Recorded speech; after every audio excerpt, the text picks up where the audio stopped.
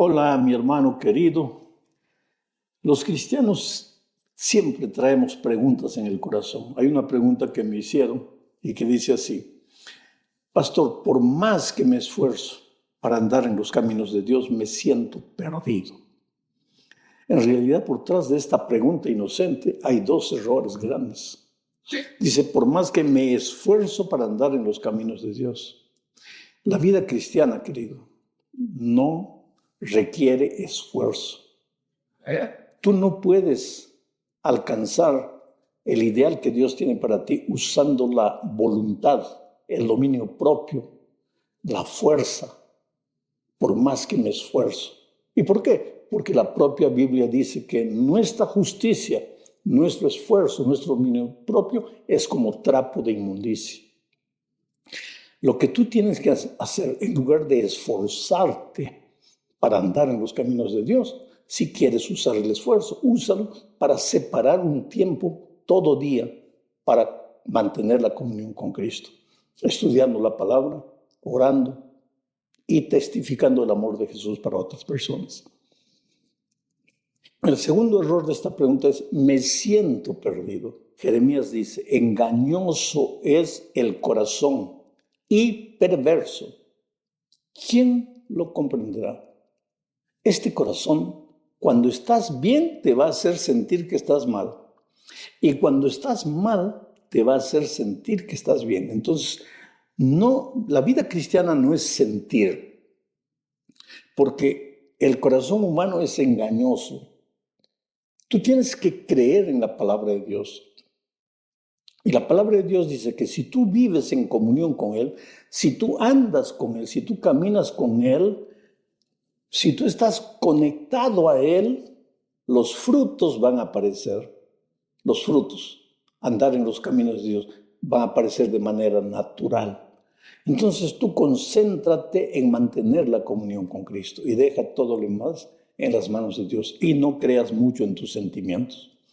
Ok, vamos a la lección número 11 para el 15 de junio del año 2024. El título de la lección es El conflicto inminente. Y el propósito de este estudio es mostrar que a medida que nos aproximemos del fin, el enemigo va a quedar tan airado con el pueblo de Dios fiel, porque él no consigue engañar al pueblo de Dios, porque el pueblo de Dios tiene la Biblia abierta, la luz de la palabra de Dios y no se deja engañar. Entonces el enemigo se va a airar tanto que va a hacer guerra, va a perseguir, va a usar la fuerza para obligar a los hijos de Dios a adorar al diablo o a cualquier cosa menos a Dios. Entonces vamos ahora a la primera parte de este estudio, el conflicto final del Apocalipsis. Mira, el conflicto comenzó en el cielo por causa de la adoración. Lucifer se levantó y consiguió engañar a una tercera parte de los ángeles, haciéndolos creer que no deberían adorar a Dios ni obedecerle. Adórenme a mí, dijo, obedézcanme a mí. Acusó a Dios de ser arbitrario, dictador, tirano. Él prometió libertad, él prometió que sería un líder diferente. Y con sus mentiras logró engañar una tercera parte de los ángeles. Ahora vamos a ver lo que dice Apocalipsis 14, 7 al 9. Pero leamos este texto con el contexto de que en el cielo el conflicto empezó por causa de la adoración. Ahora Dios levanta en los últimos tiempos a un pueblo especial, un pueblo fiel para predicar el evangelio eterno. Y mira lo que dice Apocalipsis 14, 7 y 9. Diciendo a gran voz, este ángel de Apocalipsis 14 se levantó diciendo a gran voz, temed a Dios y dadle gloria porque la hora de su juicio ha llegado. Y adorad a aquel que hizo el cielo y la tierra y el mar y las fuentes de las aguas. Y el tercer ángel lo siguió diciendo a gran voz: si alguno adora a la bestia y a su imagen, y recibe la marca en su frente o en su mano, él también beberá del vino de la ira de Dios, que ha sido vaciado puro en el cáliz de su ira. Hay dos cosas que hay que notar aquí. En el cielo, los fieles adoradores de Dios fueron 70%, pero hubo un 30% que escuchó los engaños, la seducción del enemigo y se fue con él. El gran conflicto era por causa de la adoración. No es que Dios quisiese ser adorado, sino que la adoración de sus hijos era una expresión, una revelación práctica del amor que existía entre Dios y sus hijos. Cuando ellos decidieron adorar a Lucifer, decidieron quitar su lealtad de Dios, su amor de Dios, y dirigir su amor hacia Lucifer. Comenzó el conflicto. El conflicto descendió a la tierra. Cuando Eva fue tentada, tuvo que decidir entre amar a Dios, ser leal a Dios, adorar a Dios, respetar su palabra, o seguir la voz de la serpiente y tratar de ser como Dios, porque eso fue lo que la serpiente dijo: si comieres serás como Dios. Desde aquel día el conflicto fue basado prácticamente en la adoración, en el amor a Dios, en la obediencia. Se formaron dos ejércitos: Lucifer por un lado, el Señor Jesucristo por otro lado. El tema era adoración, pero la adoración se relacionaba con la creación. Por eso el ángel de Apocalipsis 14 dice que debemos adorar a Dios, creador del cielo y de la tierra. Y por eso el diablo también dice que deben.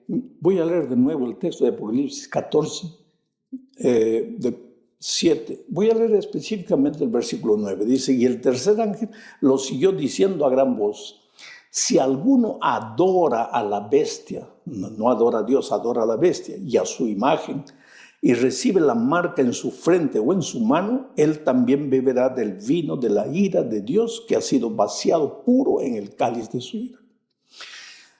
Los que obedecen a Dios y adoran a Dios reciben la marca de Dios, el sello de Dios, que es el sábado, relacionado con la creación. Los que adoran a la bestia reciben la marca de la bestia y no creen en la creación o desfiguran la creación. Y si desfiguran la creación, pues no creen en el sábado, creen en cualquier otro día menos en el sábado. Entonces este asunto es mucho más serio del que a simple vista podemos imaginar. Cuando decidimos adorar a Dios en el sábado o en cualquier otro día, estamos decidiendo hacer la voluntad de Dios o hacer la voluntad del enemigo de Dios. Vamos a la siguiente parte de este estudio: la crisis venidera. Este es un asunto interesante. Vamos a estudiar el capítulo 13 del libro de Apocalipsis. En este capítulo 13 se presenta a dos poderes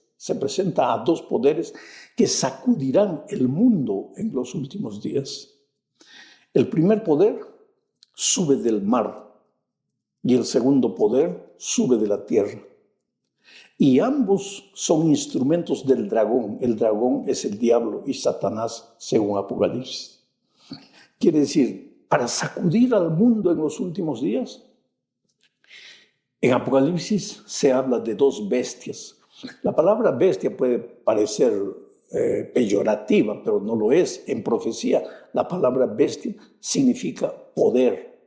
Quiere decir que en los últimos días aparecerán dos poderes. Un poder que sale del mar. Y de acuerdo con la profecía, el mar, las aguas, significa gente. O sea, este poder recibe fuerza de la gente. Mucha gente lo sigue y le confiere poder. Pero el verdadero poder lo recibe del dragón. El dragón también permite que se levante otra bestia, otro poder que viene de la tierra. Vamos a ver todo esto al estudiar este capítulo 13. Vamos a leer primero los versículos 1 y 2 para ver la descripción de este poder, del primer poder. Dice así: me paré sobre la arena del mar y vi subir del mar una bestia. Y la bestia que vi era semejante a un leopardo, y sus pies como de oso, y su boca como boca de león. Y el dragón le dio su poder y su trono y gran autoridad. Interesante. El diablo, el dragón, nunca se presenta como diablo. En el jardín del Edén se presentó como una bella serpiente. En el monte de la tentación para destruir al Señor Jesucristo se presentó como un ángel de luz. Y en estos últimos tiempos se presenta como un poder religioso, sustentado por la fuerza de las naciones, pero que en realidad este poder recibe la fuerza del dragón. Ahora vamos a tratar de identificar a esta bestia. En nuestra lección de la escuela sabática se trata este asunto en dos partes. Yo la voy a tratar en una sola parte. Vamos a ver qué características tiene esta primera bestia que sale del mar. En el versículo 8, recuerda que estamos estudiando el capítulo 13 del libro de Apocalipsis.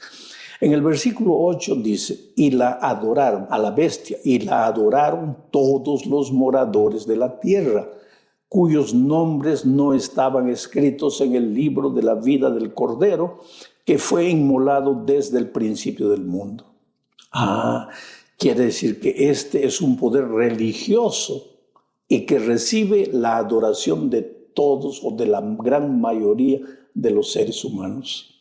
Es interesante porque hay que pensar en las palabras. Dice: y la adoraron todos los moradores de la tierra, cuyos nombres no estaban escritos en el libro de la vida del Cordero. O sea, tú tienes dos opciones: o adoras al Cordero, al Señor Jesucristo, y tu nombre es escrito en el libro de la vida, o tú adoras a esta bestia, que es un poder religioso, y entonces tu nombre no estará escrito en el libro de la vida del Cordero. Segunda característica de este poder religioso. Versículo 7 dice: también se le dio autoridad sobre toda tribu, pueblo, lengua y nación. O sea, este poder, además de ser un poder religioso, es también un poder político que tiene autoridad sobre toda tribu, lengua, pueblo y nación. Tercera característica. El versículo 3 del capítulo 13 dice: vi una de sus cabezas de la bestia como herida de muerte, pero su herida mortal fue sanada, y se maravilló toda la tierra en pos de la bestia. Esto quiere decir que en algún momento de la historia este poder religioso perdió su poder, pero después la herida sana y ahora impone respeto y la admiración del mundo. Ahora vamos a la cuarta característica. El versículo 5 del capítulo 13 dice: también se le dio boca que hablaba grandes cosas y blasfemias, y se le dio autoridad para actuar 42 meses.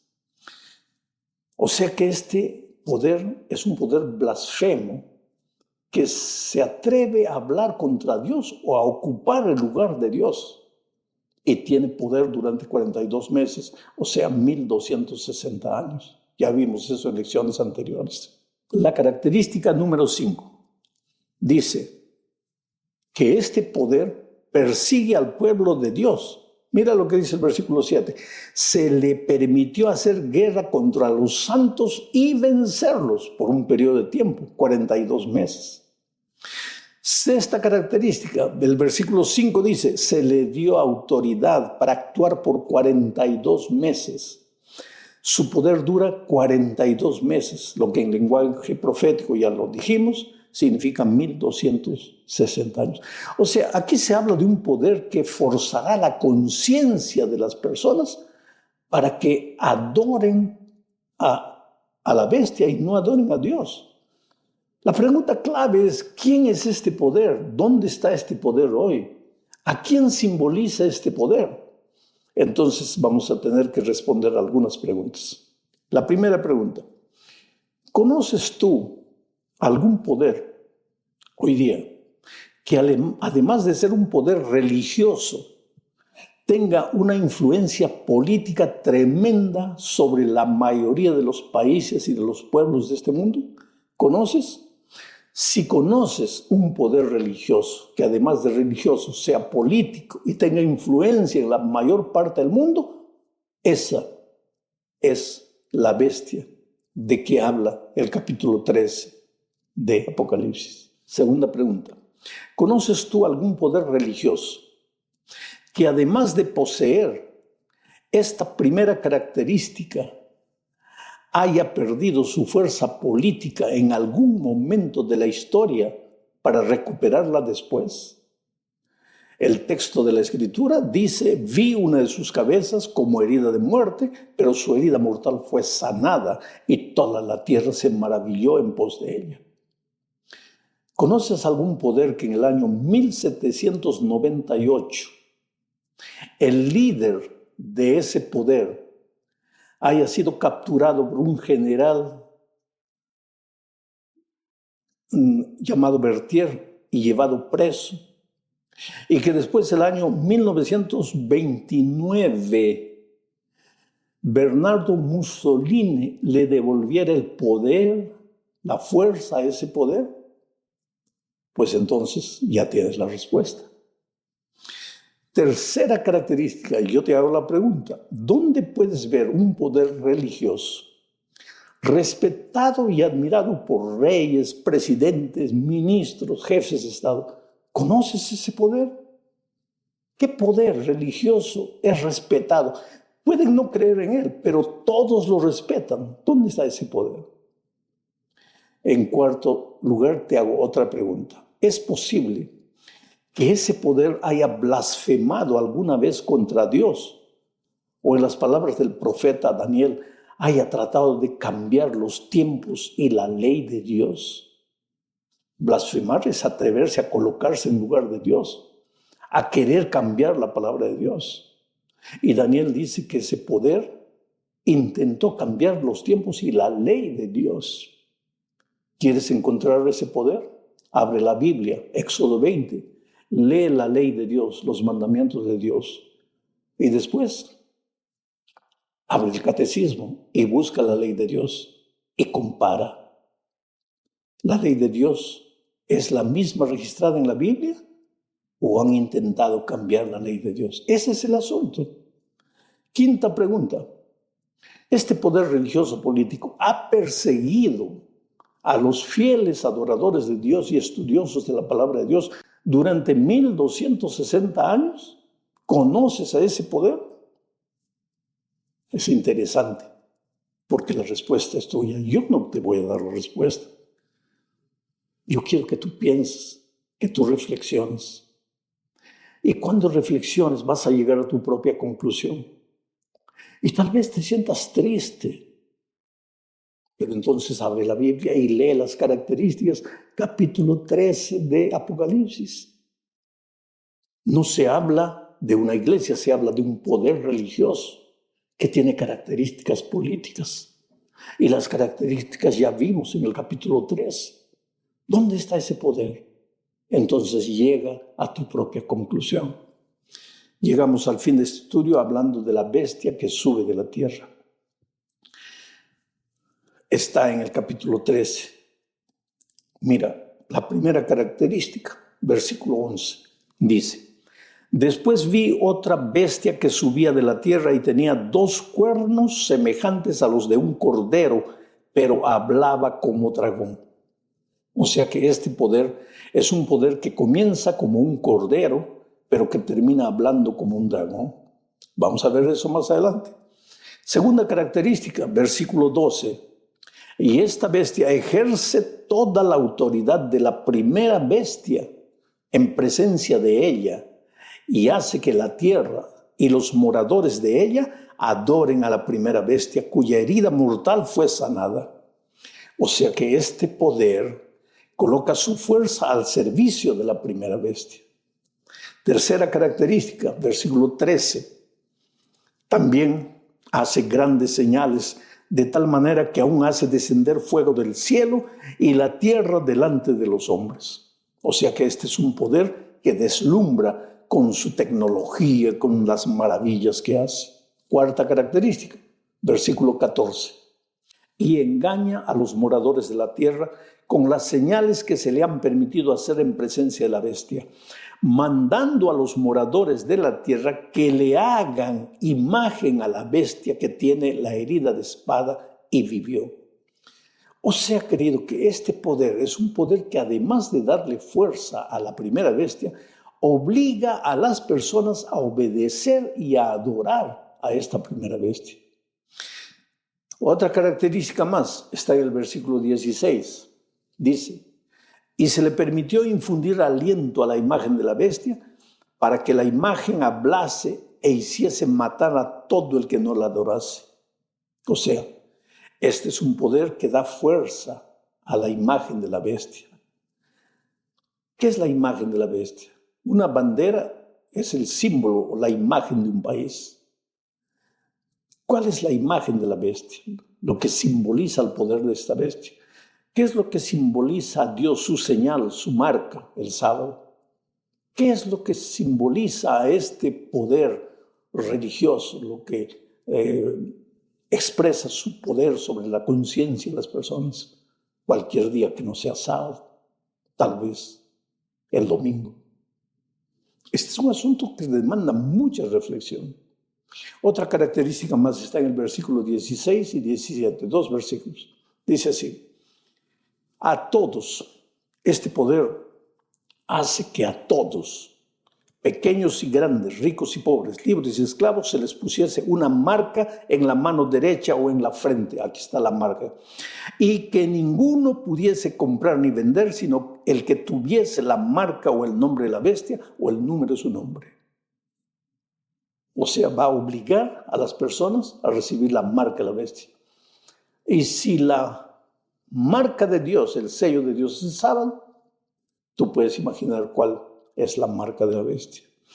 Ahora, ¿quién es este poder? ¿A quién simboliza? Yo te hago algunas preguntas.